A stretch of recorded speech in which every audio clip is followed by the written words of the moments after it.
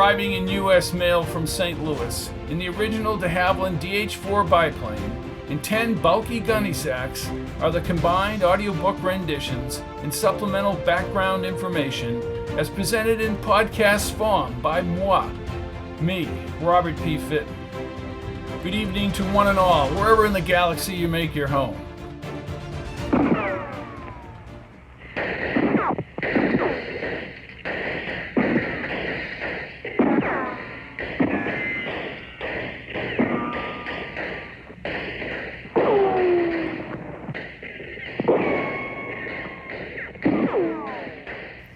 Whoa, I don't want to be in the middle of this shootout. The Old West settled perceived injustice with the gun. Perhaps it was because it was a frontier and they had a lack of legal mechanisms, and guns were used, as they are now, to enforce illegal activity. In a story, the threat of the gun creates an atmosphere of pending doom, confrontation, and retaliation. Will the criminals outwit the good guys? Will they be punished for their misdeeds? We kind of overlook everything for the action, and the thrill of action, especially in the Old West, is compelling. Before we get back to episode 4, I will mention motive. Everyone involved in hijacking the silver bars off the Overland 924 has their own personal motives. One of the motives is unlimited wealth. Sam Turner and the Turner boys want to control the state politically. Bowers, the Pinkerton guy, wants to do his job and bring in the bad guys. So does Jake McBride. Let's get to the action. Episode 4, When You're Dead, You're Dead, by Robert P. Fitton. Chapter 16, Bancorp Pass, June 22nd, 1882, 5:06 a.m. "Well, I ain't killing him. We should just take him in," said Junior. "We ain't taking no one in." Hanson's dark hair flowed out from the brim of his wide hat. "I'll take the one in back, too." Rhodey aimed at Hanson's head. He looked at Mike and nodded. Then he fired, knocking Hanson off the horse. Mike fired quickly, getting the man in back. Rhodey squeezed the trigger again before the last man could react. Junior was on his horse when Rhodey turned. Junior rode away quickly across the summit and disappeared in the pines down the other side. "He's yellow. I knew he was yellow. What now, Rhodey?" Rhodey eyed the slope and the horses off to the side. He turned to his brother. "One more bullet in the head for insurance." Jake sat upright before dawn and held his rifle near the ledge. "I know I heard shots, a few miles up the ridge." Soaring Bird tilted his head as he listened. "Too many shots." "Trouble, brother." Jake raised his canteen, filled that afternoon with stream water, and swished the cool liquid inside his mouth. He sensed death in the air as he passed through the moonlight shadows under the pines. The shifted stars and the moon away from the ridge told him most of the night had passed. Sunrise was only a few minutes away. They continued silently under the dark ridge with the milky valley spread before them. "We might have to wait for the sun, McBride." Jake stroked his thick beard and checked the hills for movement. "You may be right. We could be going in circles." He stared at the sky until the bird melodies filled the slope near sunrise. 2 jays darted through the blue above him and perched on the pine branches. He heard a coyote bark to the east. Jake folded the bedroll neatly and placed it squarely on Menoa. The horse gnawed on scattered grass along the slope. Jake removed his canteen and poured the water into his cupped hands. He positioned his hands under the horse's mouth, repeating the procedure several times as his horse took in the water. Along the bottom of the foothills, the yellow glow between the needled branches heightened and a few rays broke through. He turned back to camp. Soaring Bird sat up and listened. Both men quickly finished packing the horses. Jake dismissed his stomach pangs as he chewed on the last smoked meat as they moved out. As they negotiated the narrow trail in the warming sunshine, his instincts, garnered from war battles, steered him toward the vicinity of the shots. The sun shined through the trees as both men circled the next granite overhang. Down the far side, 3 bodies blocked the well-trodden trail. Jake leaped off Menowar and ran down the path on foot. Levi Hanson's dark felt hat had fallen a few feet on the rocks, and his mass of black hair spread over the dirt. Several bullet holes had punctured his leather vest, and blood had pooled in the rock crevice. Jake turned the kid over. Someone had fired into his forehead. "These men are from Brinson, McBride."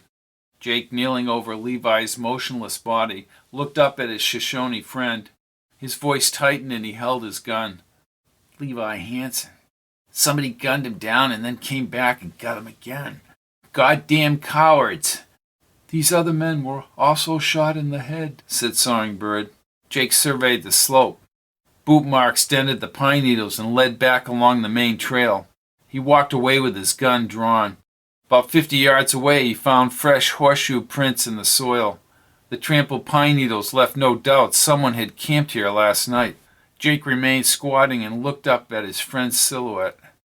Levi, Pete Crimmins, Hank Nevins, someone stalked them. "Rheingold?" "Don't know," he said, rising. "It was a cowardly act. Weren't no shootout. They waited for Levi and the other boys and then ambushed him." "Maybe the town sent them up here after the silver." Songbird pointed to more tracks in the dirt. "McBride, mules have been moved up this trail, maybe yesterday." He crushed the dirt in his fingers. "These tracks are no more than a day old." Jake nodded. More mule hoof marks dug into the needles in the darker soil. "I ain't sparing nobody. I ain't waiting for Judge McKenzie or no one else. Rheingold is a dead man." Coltrane dipped his hands into the frigid stream and splashed water over his beard stubble. He was still not sure whether he heard shots last night in the mountains to the west. Bowers had given specific instructions for Levi to shadow the mule train. As he pushed the stream water back through his hair, he wondered what had happened. "Coltrane!" called Bowers from the camp. The stocky Pinkerton adjusted his suspenders and strutted across the clearing. He put his hands on his hips as he faced Coltrane. "I'm not asking the others, but I can tell things by the look on a man's face." "What are you saying, Mr. Bowers?" "You hear anything last night?" Coltrane moved a cloth across his face and nodded his head. "As a matter of fact, I did." "Judge heard it too. He placed the gunfire maybe 3 or 4 miles up the pass." Coltrane folded the cloth. "What do you suggest we do?" "If it was gunfire, they'll be back, or maybe Rheingold and his people are looking for us right now. I've been hoping Hanson got the better of them." "I have a bad feeling about all this, Mr. Bowers." "We don't know anything yet." Bowers looked back to the men in the camp preparing for the day's journey. He leaned toward Coltrane. "I'm posting additional men up front. I want them fully armed and ready for the fight. I have no doubt there will be a fight now." Coltrane twisted his lips and looked into Bowers' dark eyes. "I thought it was just as simple as surrounding Rheingold and getting the silver." "That isn't going to happen. It's important that every man knows that. That means handling things tactfully and making sure everyone is fully armed. I know we have the ammunition." As he spoke, Albie's loud cackle spread throughout the camp. Both men turned. Albie waved his hands and gestured wildly toward 2 of Coltrane's people from the hotel. "Well, what the hell is he doing now? That man is a liability." Bowers stomped by the spent campfire, and Coltrane followed him. "Bowers! Bowers! You tell him! You tell him!" "Tell him what?" "Shots! Shots!" "Then it's definite, right?" asked Bowers. "Well, Bowers gripped Albie's shirt with both hands. "Did you or did you not hear shots?" "Well, I could have. The judge heard shots. The judge hears like a fox." "When he says, then you never heard the shots, you dumbass." Bowers rolled his eyes and clenched his fists. Coltrane thought he might smack Albie right on the spot. As the other men gathered around, Bowers raised his hands in the air. "We're moving out." "Shots! Shots!" shouted Albie. "Shut up," said Bowers, and several other men echoed his thoughts. "Then they must be dead," cried Albie, pulling out his gun. "Maybe they're dead, maybe they're not. It should tell us that Rheingold is aware that we're trailing him. Or at least Hanson was." See, was. You said was. He must be dead."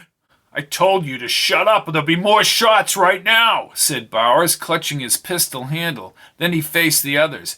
Now listen, I want 3 men who can shoot up front. You'll be given extra ammunition. Sawtooth, he's a crack shot, said Albie. Bowers gave Albie a sickening look as the grisly Sawtooth stepped through the group. He curled his upper lip and exposed his teeth toward Albie. Albie held his hat and backed toward the rocks. He bit a man to death once. Then you best stay away from him, said Bowers, grinning. What about the rear, Bart? Asked the judge. Bowers nodded. He's right, Sawtooth. You check the trail behind us. I don't want to be ambushed. Find out what happened. They fire at you, you kill them all. Sawtooth's wild blue eyes ignited as he placed new shells in his six-shooter. With his sharp, crooked teeth still exposed, he crossed the camp to his horse. The rest of you, you ride with your weapons drawn. Have ample ammunition and supplies ready. What are we getting into, Mr. Bowers? Asked the red-eyed Doc Talmadge. Well, it should be quite obvious. We're going to fight for that silver. They probably already reached the spur line. I don't know. We can't stop now. We have to move quickly and reach them. Well, people are going to be killed, said Doc as if he were proclaiming a new bit of information. Yes, that's why I'm telling you, all of you. If you want to go back to Brinson now, go back. I don't need stragglers. Coltrane saw their frightened faces. No man was going to back down in the face of his peers. Albie kept nodding his head and was about to yell something. Coltrane raised his index finger over his mustache and mouth. Albie rolled his eyes and went back to the saddlebag. A few seconds later, he took several swigs from a small silver flask. How far are we from that spur? Asked Coltrane. A few miles, shouted Albie. It crosses over the Maramonte River and then runs to Stockton. Bowers, his hands on his hips, looked westward toward the taller peaks. Then we can't stop. It'll take time for them to load that silver, providing they actually get a train up there. We're going to get killed. Bowers winced as Coltrane stepped back from Albie's whiskey breath and took in the clear mountain air.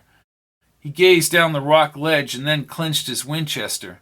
Any glory-filled ambition he had when he left Brinson was rapidly fading into fear as he studied the westward ridges.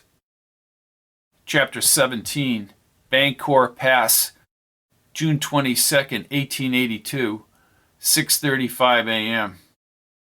Through the trees, Jake caught sight of Albie and Jim Coltrane leading 3 men down the trail.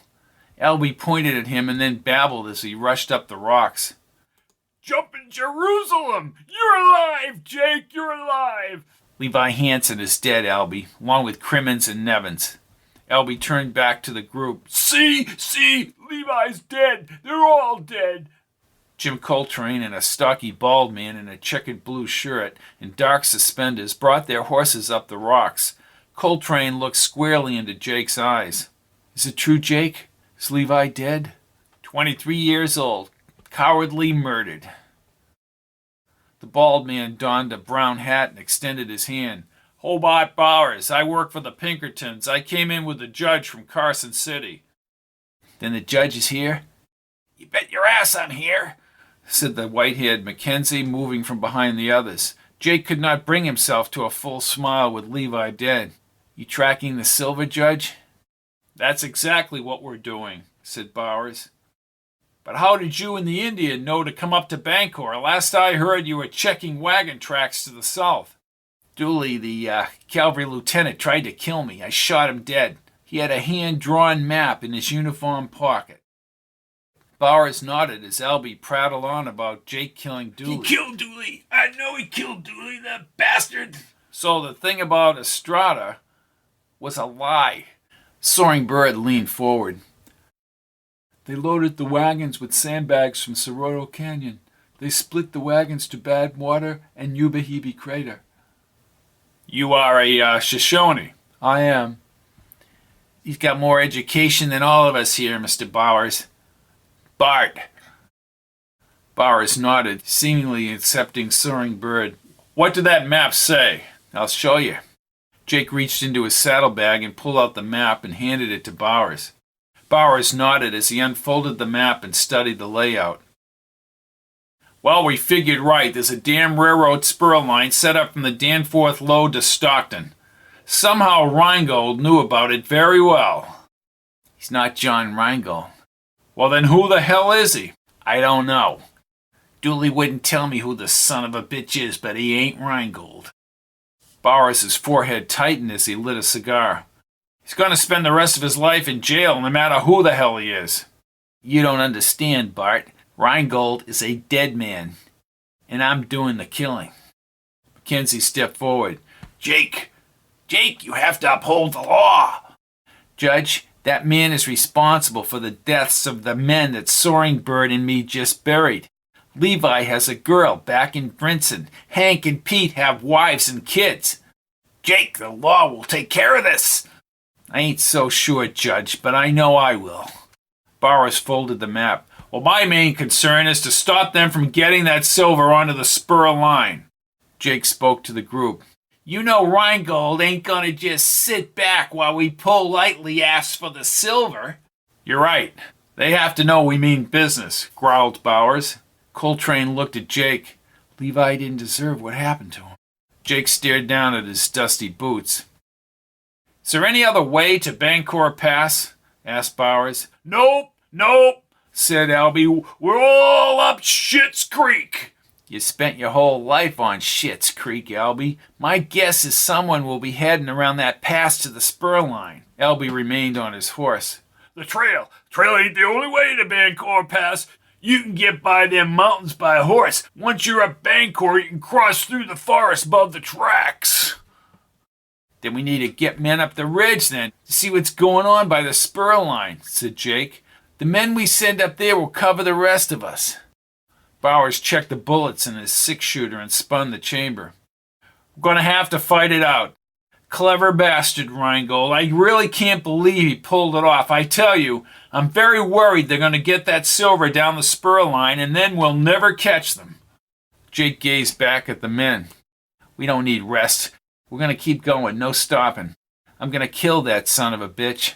Soaring Bird brought his pinto closer to Jake. His dark eyes tightened. This is as far as I go, McBride. It's going to be trouble, no doubt about that. He reached up and gripped his friend's hand. Thanks. I wish you good fortune, McBride. Jake shook his hand. Then Soaring Bird led his horse past the other men. He climbed on the horse and descended the slope before he disappeared between a row of pines on a smaller knoll to the east. Damn savage don't want to fight, said Doc. They'll attack us, but when it comes... Ain't they seen enough killing, Doc? Now they're herded like cattle up in Duck Valley. It ain't 'cause he don't want to fight. Up ahead, Bowers waved his gun forward, and the group started between the Grey Rock Mountains and Bancour Pass. Chapter 18, Bancour Pass, June 22nd, 1882, 11:11 a.m. As he rode under Bancour Ridge's heavy jutting rocks, Johnny grew tired of the smart-mouthed, rusty-bearded Rhodey Turner. Rhodey had lost his usefulness after he killed the kid from Brinson. All the Turners concerned him. He feared the old man's capacity for revenge if he was not paid. Someday he would use Sam Turner once he was placed in Carson City. The spur line and the trestle rose upward only a few miles west of the massive ledges. Pam would return soon and tell him whether Wheel and McAllister had fired up the train from Stockton. Loading the silver would take hours. Rhodey conferred with his brothers and Sam next to a clump of trees stuck between the rocks along the pass. Johnny creased his brow and brought his horse toward the Turners. What do you hear? Rhodey looked away as he spoke. I don't hear nothing but the train being up there. Johnny gritted his teeth. I paid those men well and more cash is coming. I tell you, that train ain't up there. Shut up, Turner. Well, I think we're early, John, said Sam Turner, tamping his handkerchief over his matted gray hair and tanned skin. We moved up here too damn quick. What if he don't come? Asked Rhodey. You ain't thought of that, have you, Mr. Rheingold? You let me worry about that. Oh, I'll let you worry about it, said Rhodey, walking toward Johnny's horse. He looked up at Johnny. You think you're so smart, and the rest of us is some kind of ingrates. But Johnny moved his right hand near his cold handle. You look up that word in the dictionary, Rhodey? You better watch him, Pa. I wonder if we'll get what's coming to us. Johnny drew his Colt slowly and swung the barrel toward Rhodey. You'll get what I promised. This isn't some backroom card game, Turner. We have silver, slated for the U.S. Mint, packed on the mules. The whole country will know about this real soon. We need that train at Bangor Pass. He pulled out his silver pocket watch with his left hand and checked the Roman numeral face. 11:15. Well, this is bullshit, said Rhodey, shaking his head. We need to be in the valley in 5 hours, said Johnny.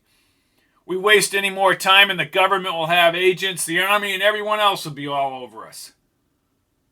Why don't you go down in the valley and find Wheel, McAllister, McGuire, and the train? Sam nodded and turned toward his sons. All you boys, get your asses back to Stockton if you have to. Find Wheel and the other men. You heard Rheingold. We have 5 hours. What do you want us to tell him? Asked Junior. Get on your horse, Junior. Come on, boys. Let's obey Mr. Rheingold's orders. The Turner boys brought their horses into the deep shadows under the Bangor Peak. Johnny stared at the peak as he spoke to Sam Turner. I don't like this. My boys will find that train, said Sam, but Johnny was not listening. The silver bars bulged in the leather packs on the mules halted along the ridge. Johnny would count every bar once they were inside the freight car, and he would shoot any man seen with the silver. He removed his watch again, and his stomach tightened. For most of his whole life he was in control. He had never gambled on dreams or hopes, but on the sure thing. Stealing the silver was part dream and part hope. He smiled at the way he had perfectly plotted it in Arizona. He would not lose it all at the last minute because of someone else's incompetence.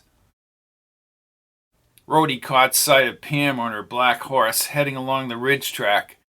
He trotted left ahead of his brothers and met her on the tracks above the massive interlocked wood trestle. What did you find out?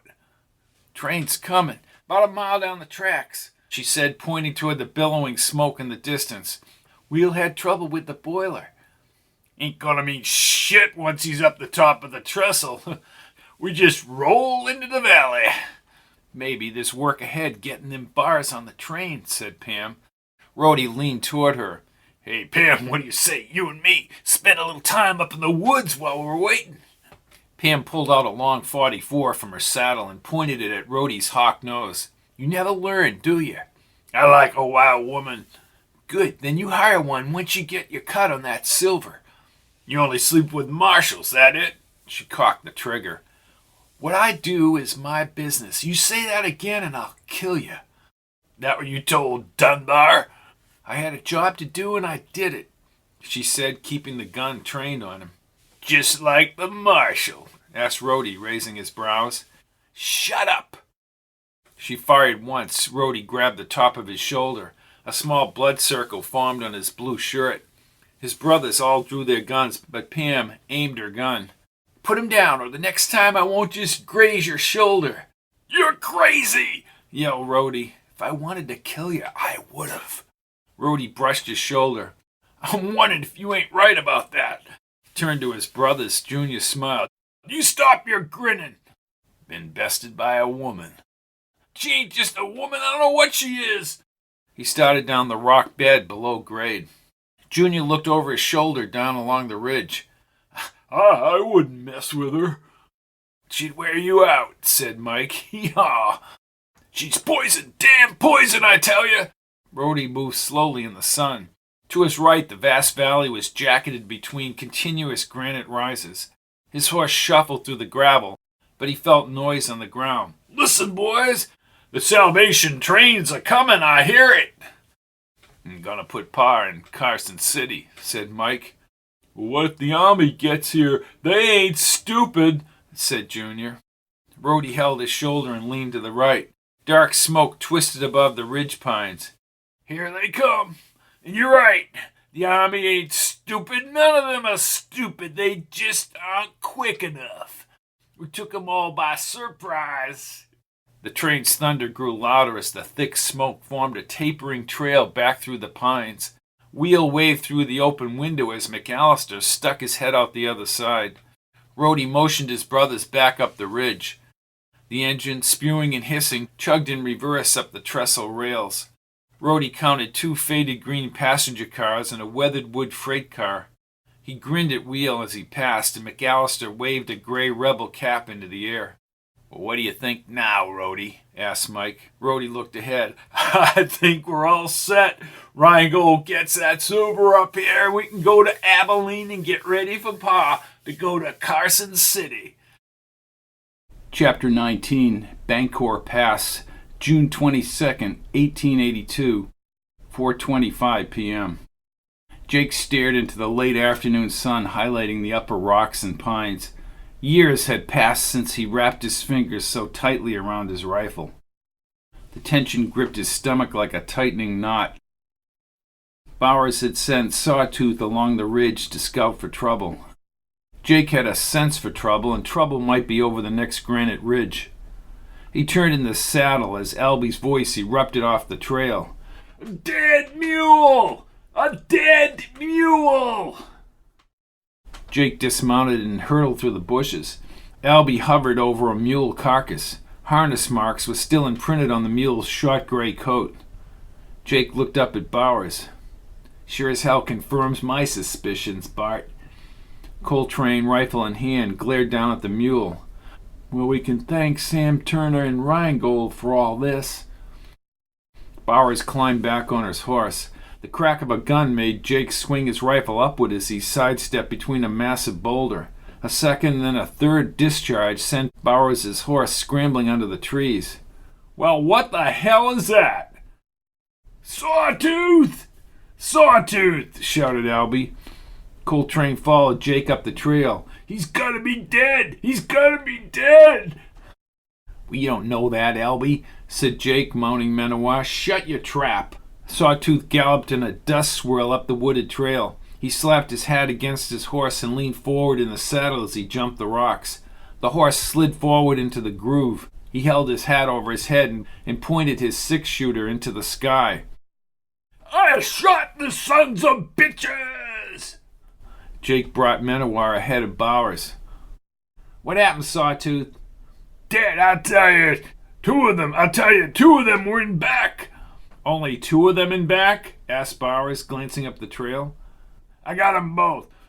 Nobody else there. Bangor Pass swings past this last ridge." Coltrane had his rifle in both hands. "Do you think the rest of them heard the gunfire?" "Well, of course they did, Jim," said Jake. "He's right," said Bowers, looking up. The rest of the posse converged around the 3 men. "My guess is the trestle is just ahead." The rest of the group talked among themselves. Jake counted 12 men left. "Let's get 'em, Bart." Jake squinted as Bowers lit a cigar. "I need a volunteer to head around the pass to Stockton. Meet up with the Army." Elby leaped off his horse and ran across the scrub brush. I'll do it! I can tell the Army." "Forget it," snapped Bowers, puffing on the cigar. "You want the job done right, don't you?" asked Elby. "That's why he wants you back here, Albie," said Jake, and the group laughed. "We need you to shoot." "Now you're talking." He removed the gun and pointed it skyward. Jake grabbed his wrist and steered the gun back into the holster. "I'll go," said Mike Griffin. He had a huge smile, narrow shoulders, and blonde hair. "My horse can make it to Stockton if he has to." "Good," said Bowers, putting his hand on Mike's shoulder.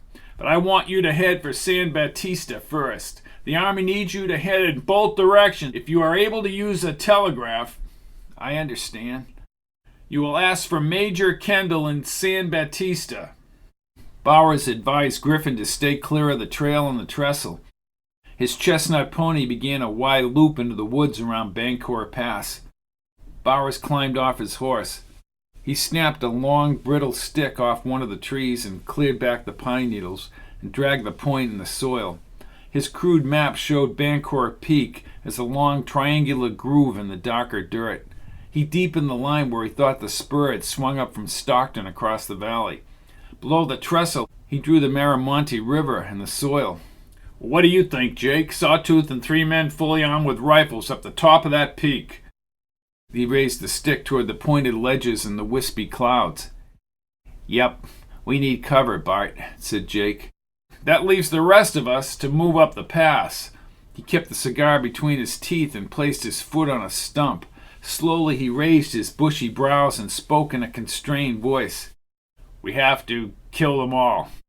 No exceptions." "Well, I thought we were just supposed to recover the silver. Sounds brutal," said Doc. "It is brutal," said Bowers. "That's the whole point. You want to live, you kill them all. You think Rheingold is just going to let us walk in and start offloading the bars?" "Well, he might," said Albie, "if we scare the hell out of him." "Just do as I say, you cockeyed bastard," yelled Bowers, and Albie hid behind Willie. "We have to do this, and we have to do it fast," said Jake. "Well, when do Sawtooth and his boys start firing from the ridge?" asked Mackenzie. Bowers' dark eyes slowly swung toward the judge. "You men watch me. When I signal you, you fire and shoot." "We don't even know how many men they got." Coltrane grinned at Bowers. "Well, we only have 9 men. I hate to say it, but he's right." "See, I was right," said Albie, stroking his beard and gazing at the group for approval. "Damn well doesn't matter," said Jake. "How about we just wait for the army?" said Doc. Bowers stepped forward and spread his arms. "Look, they'll get the damn silver in the valley if we wait. Then they can transport it into San Francisco Bay. I can't let them do that. Anyone who wants to stay behind, stay behind. We're heading up the path. Sawtooth, get your men up the top of that peak. We're moving out." Chapter 20. Bancourt Pass, June 22nd, 1882, 4:45 p.m. The engine's driving steel wheels and main rods locked, and the massive locomotive slid to a stop on the rails. The pug-nosed wheel peered out the open cab window. "I told you we'd be here, Johnny! I told you, you bastard!" Johnny grinned and slipped across the gravel bed. He placed his shiny boot on the cross ties below the cab. He lit a stogie and checked the old black locomotive. "I would have bet money this train wouldn't have made it 2 feet up that trestle. And backwards. Good job, horseman." "The boiler's having trouble keeping the heat. I told McGuire this was junk. He says we was lucky just to get it. I wish we had the 924. "The 924 is outside Brinson. Is McGuire in the valley?" "He is. They have the wagons ready. All we got to do is chug this old wreck down that trestle and meet up with them. We can be at the docks tomorrow night." Johnny tilted his head back and laughed. "Well, damn! We did it, John! We did it! Even in Mason County, I always knew you were too smart for those government and railroad boys." Johnny continued to smile and inhale the tobacco smoke. The mules slowly converged down the ridge trail toward the train in the clearing. Past the engine, the track curved between the blasted granite boulders and the pines along the mountain slope. Once they loaded the silver, Wheel would stoke the boiler and bring the train around the bend to the trestle less than a mile away. "Well, congratulations, Johnny," said Wheel. Johnny tightened his brow in the late afternoon sun above the hills. The first mules passed by him toward the train. "Well, we haven't done it yet." You're just too damn nervous," said Wheel. "Come on, an old poker man like you getting nervous?" Sam Turner spun his horse up the embankment as more mules trucked the silver along the train bed. "We have men from Brinson trailing us." "What?" Johnny threw down the stogie onto the gravel rocks. His face tightened. "How do you know this?" "Shots up in the pass." "Well, get Rhodey and your boys." "Rhodey was shot by that cowgirl." "Pam?" "Well, Rhodey was pestering her. It's his own damn fault," said Sam. "He'll be all right. He's just washing out the wound." "The hell with Rhodey. Get the men up the trail," ordered Johnny. "These men have rifles. You and your boys, have them load that silver into the stock car now." "Now!" "Well, I'll get my boys." Johnny grimaced in the sunlight. Wheel stared at him from the cab. "We'll hold off the Brinson boys. Don't worry, Johnny." "I'm worried about a lot of things, horseman." Rhodey, shoulder bandaged, led his horse along the mules. His eyes were wet and his voice shook with emotion. "Rhodey, get that silver into the stock car." "Then what?" His eyes were wet and his voice shook with emotion. "You owe my father a substantial amount of money and land. We did our job. We got the mules. We got Dunbar to blow up the tracks. If you're thinking of not paying up..." Johnny held his gun handle. "I never said that." "Shut up, Rhodey. I'm making this deal," growled Sam. "You just do as I say." Sam yanked on the reins and pulled Rhodey back with the mules along the train. They argued even as Rhodey got off his horse near a faded red-slatted car. Sam directed his son and the other men to unload the mule packs. He pointed to the stock car, and several men dragged more long planks along the rocks to the open door. Sam rounded up the two men, who almost immediately mounted their horses and trotted up the wooded trail. Johnny openly displayed his pearl-handled Colt from the top of his horse. He lingered along the train where he could keep watch on all the men, but he kept looking up the trail. Junior Turner lifted the first shiny silver bar from an open leather mule pack and waddled to the gravel embankment. He handed it to another man who walked up the plank. Rhodey positioned himself inside the door and passed the bar to another man inside. Sam, off his horse, stepped over to Johnny. "Men are heading back along the ridge. Don't worry, John. Them boys are good shots. They'll hold off anybody trailing us." "Well, we're so damn close." "You're going to be set for life, and I'm going to be governor of Nevada. I'm going to push my way to the top just like old Abe Curry. And that ain't the end. There's no telling where the hell we could go. Them bars will get us anything we want. You know that." "Time will tell." As Sam started back to the stock car, Pam Grayson galloped along the human chain, loading the bars up the planks. She spotted Johnny and slowed. She continued silently along the gravel bed with her hand on her gun handle. Johnny did not trust her. "This is getting very risky. I heard about them Brinson boys." "Pam, I promised you 2 bars. Get them before the train leaves." "I want to go to San Francisco with you, John." He stared at her legs mounted over the saddle. Her hair was tucked under her dark hat. As alluring as she appeared, Johnny did not want her around after McGuire smelted the silver. "I promised you 2 bars for killing Dunbar. That should keep you going for quite some time. I have my own agenda, and I won't be in San Francisco long. I haven't decided." "What about my other bars?" "Forget it." Her icy stare made him think she might draw her gun. She was still gawking as she rode back to the mules. He owed her nothing, but she must have sensed his pending wealth and power enough to sweeten up to him. Johnny felt the same power now. With the proper planning, he would wield that power in ways he could not even imagine. His stomach wrenched and he breathed quickly as the bars moved down the human chain. He never felt pressure like this and would trust no one until the silver was in McGuire's care. Sam Turner, his gray hair scattered in clumps, held his hat as he walked briskly along the mule train. He shielded his eyes as he approached and placed his Stetson back on his head. "Looking good, John." "How much silver is left, Sam?" "I'd say we're halfway. They're moving fast, real fast." "What about down the trail? What about those Brinson men?" "Men haven't reported in. I can't tell about the valley until..." "I'm more worried about the army and the Pinkertons." Sam nodded and trailed Johnny as he paraded along the train with his rifle in his lap.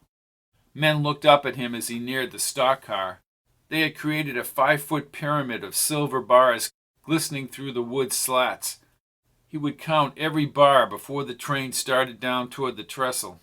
His confidence returned for the first time that day as he gazed across the ascending silver pyramid. He pulled out his pocket watch and wanted to remember the exact time when the rest of his life began. In a matter of hours, he would be on his way to San Francisco. "Keep that pile lower," he shouted. Rhodey's smirk inside the stock car upset Johnny. He stood with his hands on his hips in the opening. "Sure, Mr. Rheingold." For the next 15 minutes, Johnny alternated glances at Rhodey's bearded profile in the stock car. He watched as they removed the last bars from the packs and sent them down the chain to the stock car. Sam Turner edged his horse around the railroad bed. He untied one of his saddlebags, searched inside, and pulled out 2 long cigars. He handed one to Johnny. "Cuban, enjoy it as the boys finish up, John. We outwitted every one of them bastards." "I'm taking nothing for granted." Sam struck a match and lit the cigar. The next silver bar was stacked on the pyramid. "But it sure as hell is looking good, isn't it?" "Damn right. I'll say we'll be fully loaded any time now." "Sam, I'll wire you once I'm settled." He puffed the cigar red. "Whatever help you need politically, I want to be available in the future after this thing blows over. The one thing this silver will do is net us power. We may not see it now, but we will. You just make sure your ass and your boys' asses are covered after I leave on the train. We'll head east. We'll do our trading and then go home. The cattle will be on trains to Brinson and no one will be the wiser. Just a little business trip for the Turners." Sam held the cigar between his fingers and looked at Pam Grayson atop her horse, hands on the saddle horn and watching the whole operation near the end of the train. "Pam made this easier." "Well, she'll be compensated for the Dunbar and the telegraph lines. I told her that." Johnny looked away from Pam and back to the stock car. "I'm counting every bar." "No one's going to challenge you, John." "I trust no one." He slipped his foot into the stirrup and dismounted. He hitched the horse to the stock car and walked up the plank. Rhodey leaned against the sideboards but was silent as Johnny stepped inside the car. His boots clicked across the floorboards. He leaned over slowly and, as if he were seeing the face of God, touched the top bar's cold surface. Again, he sensed the accumulating power he had only dreamed about back in the Galeyville poker game just a few months back. "Well, I gotta give you credit," said Rhodey from the door as a burly man carried another bar inside, crossed the car, and placed the silver on the pyramid. "You ain't as dumb as I thought you were." Johnny removed his Colt and kept it aimed at Rhodey. "Count 'em, Turner." "You count 'em. I ain't your slave." Rhodey's hands moved upward to his throat and his face contorted. The crisp sound of a rifle volley reverberated around the pass. A thick blood mass now soaked Rhodey's blue shirt. He keeled over, still holding his neck, and fell out of the car onto the gravel bed. Johnny gripped his Colt and leaned around the car opening. More shots erupted like a full battlefield attack, disrupting the silent mountain air. Now on his stomach, he hurled the cigar aside and crawled to the sidewall. He peered through the slats. Men and mules scattered. Someone bounced like a monkey atop the train. He aimed his gun upward and sat in front of the silver. Pam Grayson's voice seeped through the slats. "I'm coming in." "Pam." In the midst of the gunfire, she swung her body through the open door. Holding her rifle, she tucked and rolled below the bullet-riddled wood slats. "We got Brinson men on the peak firing at us. Our men are being picked off, Johnny." Johnny ground his teeth. "Wheel has to get this train moving." "Wheel and the other man, they's dead." "What?" "Half your men are dead," she said, standing and pointing her rifle through the slats. "There's men coming around Bangor. They gotta be Brinson men." "We need to get this train moving ourselves." "They gotta stop shooting for that," she said, still looking outside. "Damn, I see Jake McBride out there." Johnny crawled forward. Through the slits he saw McBride and a stocky man fire at the train from behind the rough-edged rocks along the pass. More men unloaded rifle shots from the ridge pines. He did not see the Indian. "Damn him!" "We can punch out the boards back here and get up to the engine. I thought Dooley was supposed to kill McBride, Johnny." "He was." McBride aimed his rifle at the train. More bullets hit the car. "We have to get this goddamn train moving." Pam crashed her rifle butt into the slats. "Come on, Johnny, help me loosen them boards." Johnny wanted to kill McBride as much as he wanted to get the silver to McGuire. Pam kicked the loosened slats with a wild ferocity, exposing the rusted nails as the boards dropped to the gravel bed. For a moment, Johnny thought about escaping down the tree-lined slope into the valley, but he had come too far. She was right. He merely needed to get the train to the trestle incline. Pam wiggled through the slat opening. Johnny sank his fingernails into the slats and squeezed through. He leaped onto the gravel and sprinted along the back side of the train. A few bullets whizzed over his head. He passed Pam as he reached the metal-framed engine and grabbed the ladder rungs. Pam followed as he crawled through the cab window. Wheel's arms hung lifeless over the outside window, and McAllister's bloody body lay dead across the floor. "We need to release the damn brake," cried Johnny. A bullet pinged around the metal walls. "I thought you'd save yourself, Pam." "Save myself?" She moved along the wall gauges and levers. "Don't kid yourself, John. I'm a wanted woman. Jake McBride will have me tried for Dunbar's murder. I'll be hanged back in Brinson. Somebody will kill me." Johnny looked around the opening. A group of other men on horses fired rifles as they raced down the trail. "Here they come. Release this train and we can bring the silver to the valley." "It's 92 miles to Stockton. I'll kill McBride," said Johnny, looking out the cab window. He fired his Colt and knocked a man next to McBride off his horse. "Forget about McBride." "I missed him." She pushed another lever, but nothing happened. Johnny leaned over her britches. Sam Turner and his boys were gone. So were the mules. Bodies from the gun battle covered the gravel bed up the trail. McBride trotted on his horse with the ball guy between the pines and the rocks. Pam pointed her rifle out the cab and fired several times. "They're closing in." Johnny shook his head. "I should have killed him when I had the chance." Pam backed to the boiler and moved the levers along the wall. "This is it." "What?" "The brake. Come on, help me." She pulled the long metal stick but could not release it. Johnny grasped the handle. They both yanked it back. Very slowly, the rigid lock produced a thud under the train, and the engine's steel wheels squealed against the railroad tracks as gravity pulled them forward. Johnny returned to the window as they rolled toward the trestle. He yelled in a booming voice out the window. "There you go, you son of a bitch, McBride!" McBride's horse reached the ledge above the gravel bed as the train rounded the incline. Pam pointed up at Johnny and put her arms around his waist. "All we gotta do is make it round this ledge and cross down that trestle. Once we reach the bottom of the grade, we get this engine going, Johnny, and all the silver is here." Johnny shoved his Colt in her stomach. "I'm going to give you the chance to live." "What the hell are you doing? After all I've done for you?" "You're expendable. The Turners were expendable. All of you," he said as the train sped away from the pass. More bullets hit the engine. "Now get off." "Rhodey was right. You're a lying bastard." She turned and twisted his gun. "If I jump out there, they'll shoot me."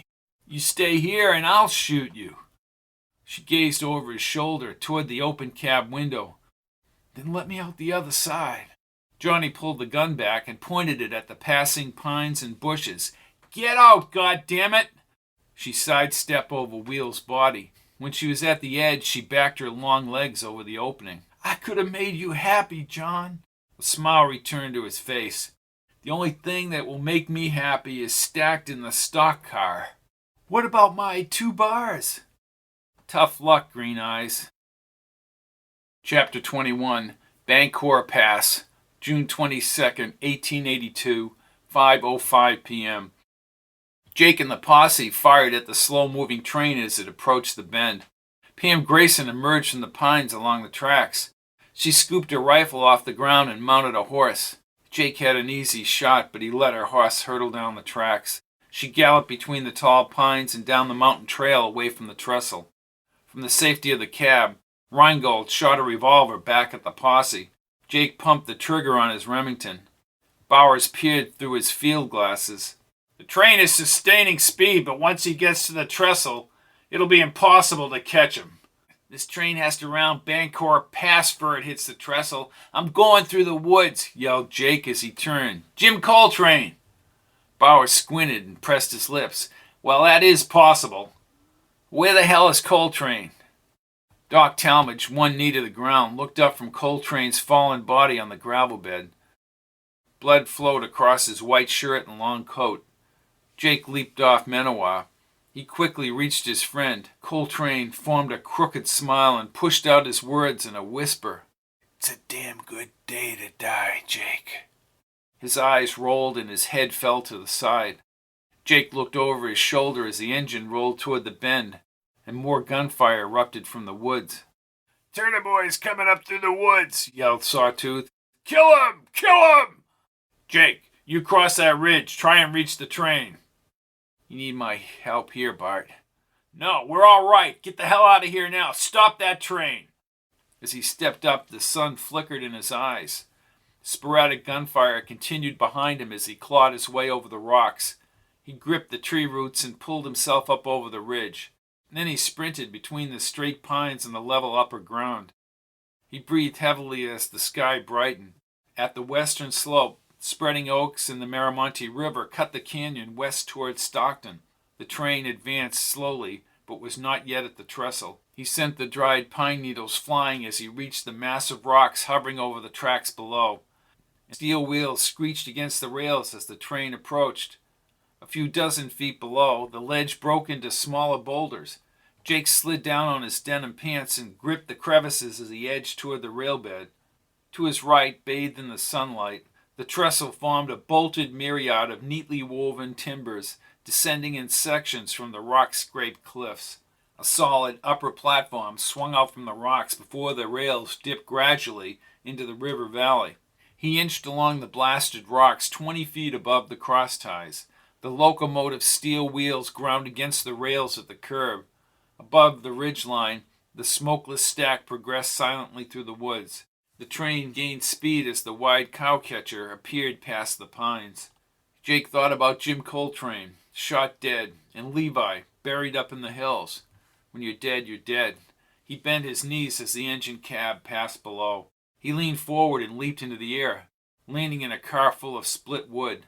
For a few seconds he lay stunned in the wood pile. He breathed rapidly as he stared up at the thin clouds. The back of his head ached as he grabbed his hat off the split logs and drew his Colt. He imperceptibly climbed down the pile toward the engine. Rheingold leaned out the side window as the train approached the trestle edge. Jake aimed his Colt but had trouble standing in the wood pile. As the train rocketed forward, he fired and missed his target. Rheingold reacted quickly and disappeared below the metal lip. Jake rolled across the chopped wood and scrambled over the side of the moving car. "You can't stop me, McBride!" Rheingold shouted from the engine. Jake gripped the metal side panels as the tracks in the gravel bed passed below him. He grasped the vertical pins where the car coupled to the stock car. As Rheingold called out again, Jake hoisted his body up the side ladder. "Your time is run out, McBride!" Jake crawled onto the roof. He waddled on his belly across the swaying car. A bullet passed just over his back as the shot echoed off the rocks. He swung his body over the edge and climbed down the opposite side of the car. The angle sharpened and the trestle timbers below cracked as the train gained speed. Jake held the metal rungs of the side ladder and peered down the stock car. Rheingold leaned out and fired. Jake ducked back as another bullet flew into the air. He hung on the ladder above the canyon and the fast-flowing river far below. He positioned himself on the sliding metal coupler between the cars and gripped the lower supports. Then he crawled under the moving train. Only a few feet above the blurred crossties, he clawed his way under the stock car. His heart thumped and his ribs throbbed from the desert flood as he held onto the supports below the car. The crossties passed only a yard below his back. Rheingold's dusty black boots and pant legs were visible at the next coupler. Like a trapeze artist, Jake brought his body diagonally to the outside of the car, but his muscles ached. He pulled himself up through the car opening, across the bloodied floorboards. Light flashed between the slats and the strewn silver. He stepped over the scattered bars and crouched along the slats. From above, Rheingold swung through the opening and kicked Jake. Jake yanked his coat and slammed Rheingold's chin, sending him back into the silver, and his gun spun across the floorboard. "You son of a bitch!" Rheingold focused on Jake as his gun hand drooped. "Don't ruin this, McBride. There's enough silver here to set us for life. You're responsible for killing friends of mine. You sent me like a fool to Yuba Hebe." Rheingold's blue eyes opened wide. "Well, don't be a fool. I'll share the silver with you." Jake spun his gun upward. "This is the end of the line for you, Rheingold." "We'll see." Jake steadied himself as the train rumbled out of control down the trestle. The rushing wind pushed through the car and the sunlight between the slats. "The government will deal with you." "You think you're so smart, McBride." Jake held the slats, but he kept the gun pointed at Rheingold as they moved faster. You almost did it, Rheingold. Only justice got in the way. I'm for cowboy justice. You know what that is, McBride? Jake shouted over the wind, whipping into the car. Go to hell, Rheingold, or whoever you are. Rheingold produced a crisp smile. Who do you think I am, Marshal? I know you ain't no railroad man. I know you come in on the stage from San Jose to Eureka and then to Brinson. Rheingold tilted his head back and laughed. The car shook as they raced down the trestle. Is that the extent of your investigation, Marshal? Shut up. Or what? You won't shoot me unless I come at you, because Marshal Jake McBride follows the rules. Jake slowly smiled. I'm the one with the gun and the ticket to the noose, you murdering son of a bitch. Rheingold stared at the silver pile. Let me tell you something, McBride. If I've shot anyone, it's because my friends were killed. Because the law isn't always the law. The light and the shadows alternated through the slats. Is that what you did in Texas? What makes you think I'm from Texas? You shot up the town square in Mason County. I know, 'cause I was there. I saw it. Rheingold smiled and shook his head. You've got an excellent memory, Marshal, but you don't know who I am. Nope, I don't. What a shame, he said, and then he fully smiled. Come on, Marshal, we'll split this pile. Before my men meet the train, you go your way, I'll go mine. I don't care about no silver. What the hell's wrong with you? I don't need to be discussing nothing with you. Right, said Rheingold, frustrated for the first time as he turned away. The law in Nevada is the law. Bangor Pass, June 22nd, 1882, 5:17 p.m. The train normally would have braked instead of reaching this ungodly speed. As the car pitched from side to side, Jake wondered if the jostling would send the locomotive completely over the trestle's edge. He steadied his left hand on the floorboards as the motion spun Rheingold off the silver pile and more bars tumbled to the floor. The car slats and the supports creaked as the wind blew off Jake's hat. He stuck out his gun as Rheingold struggled and slid against the far wall. Damn train needs to slow down. What's the matter? Yelled Rheingold through the clatter. Getting scared, Marshal? Jake leaned toward the opening. The magnificent gray rock formations extended to the few cloud puffs in the western sky. The river moved through the rocky canyon and into the forest. As he turned toward Rheingold, his head exploded in pain. He fanned the gun at the blurry outline of Rheingold and the slats ahead. Jake waved his gun as blood flowed into his left eye, and he fired 3 times at the shadows near the opening. The blood meandered into his mouth, and in the gyrating train, the light faded away. Chapter 22, San Bautista, California, June 24th, 1882, 8:22 p.m. Jake first saw a wavy yellow flame. Then the glass globe came into focus. Brightly colored blankets were draped across rough-hewn wood logs inside the cabin. A dark-haired young woman in a light cotton dress carried a white linen rag. Can you hear me, Marshal? I hear you just fine. You're in my home in San Bautista. She had a soothing voice and huge black eyes. My name is Clara Nettles. Can I get you some water, Marshal? Jake nodded his head. She scooped the water from a tall wooden bucket and carried the ladle across the room. Where's the train? Asked Jake. She lifted the metal ladle to his lips, and the cold water descended his dry throat. Jake took another swig. That train came down the trestle. Let me get Major Kendall. She scurried out the open front door. A short time later, a thin army major in a clear blue uniform rushed through the front door. He had blond hair and a rusty mustache. I'm Major Kendall. We thought you might not wake up. You took a blow to the head. How are you doing? I just had a little snooze. Jake gazed into his brown eyes. Where's Rheingold? Well, I was going to ask you that. Wasn't he on the train? Sure he was. He was my prisoner, inside the car with the silver. That damn train was wild down the trestle. He must have threw one of them silver bars at my head. Kendall sat in a little wooden chair. We took the train over. Once it came to a stop in the valley, we found you holding your gun on the floor. Jake opened his eyes. His left eye was swollen. The silver. Well, it's all there, but no Rheingold. I don't see how he could have got out of that train. He couldn't have waited till the train stopped, or he would have taken my gun. Well, I'm sure we'll find the body. Jake closed his eyes for a second. What happened up at Bangor? Kendall pressed his lips. The old man, Turner, is unconscious, shot in the head. The judge and the men from Brinson are in my headquarters in town with Bart Bowers. 3 of them, Talmadge, Connor, and the one they call Sawtooth. Turner could tell us Rheingold's real identity. Rheingold is responsible for killing my friend Jim Coltrane. I'm aware of that. And now he's free. Marshal, I tell you, Rheingold is dead. You said it yourself. There's no way he could have jumped off that train. That trestle spans Bangor Canyon. Unless he climbed down. No, we'll find the body in the morning and that will end it. Jake sat up for the first time. No, Major. It won't be over till I see Rheingold certifiably dead. San Bautista, California, June 24th, 1882, 9:11 p.m. Major Kendall opened the heavy chipped door and Jake followed him inside. Doc Talmadge turned from the brass bed. Another clear oil lamp cast an orange hue over Sam Turner's pasty skin and flat eyes.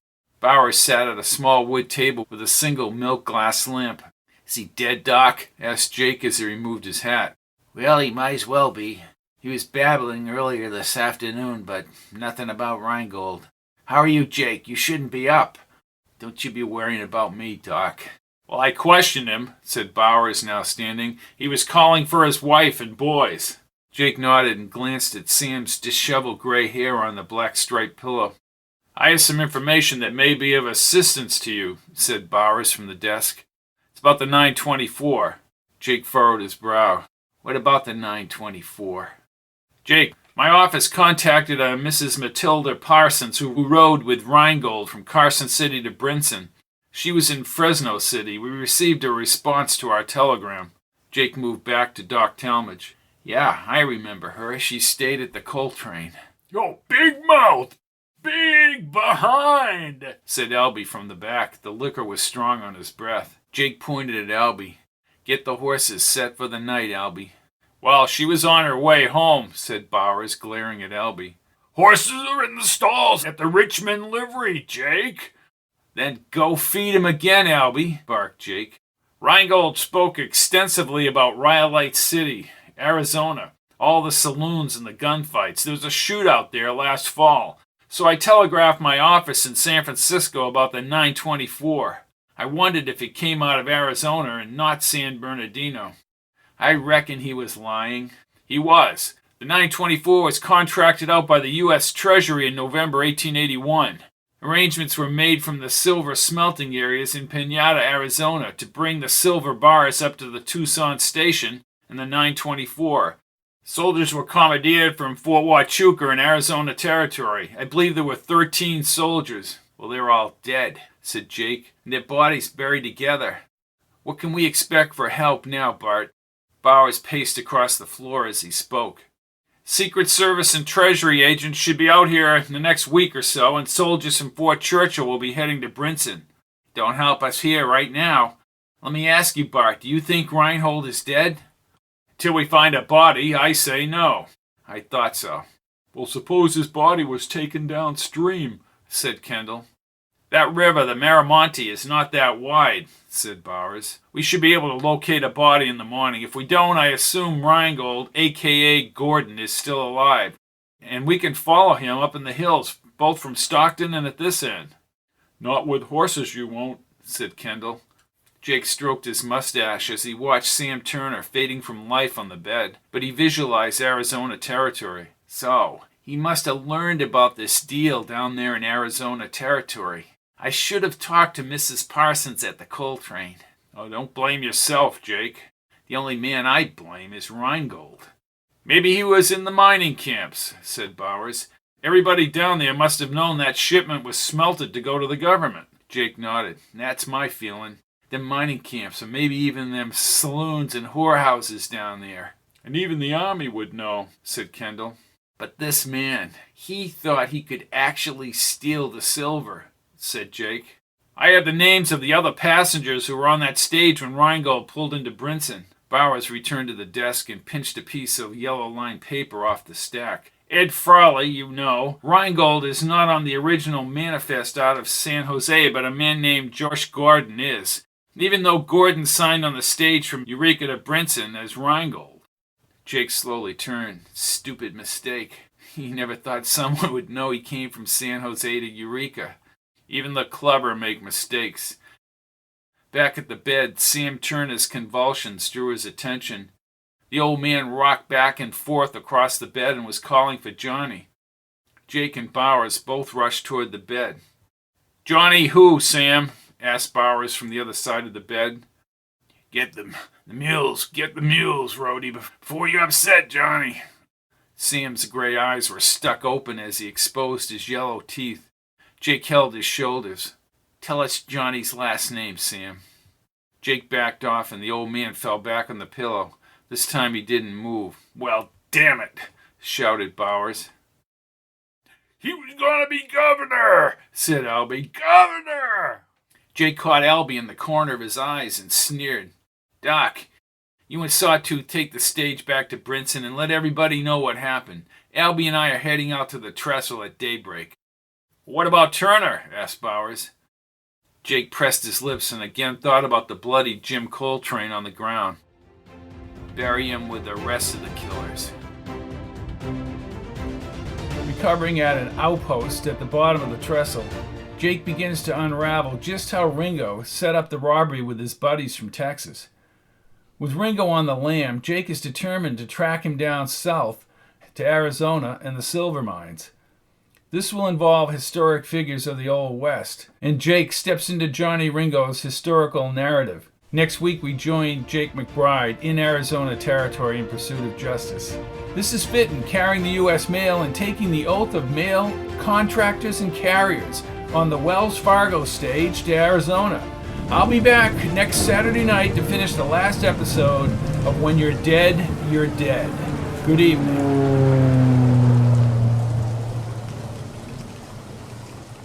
All of my books are available in paperback, Kindle, and audio at www.fittonbooks.com, or you can look at the list of audiobooks separately at pizzazz-pizzazz.com.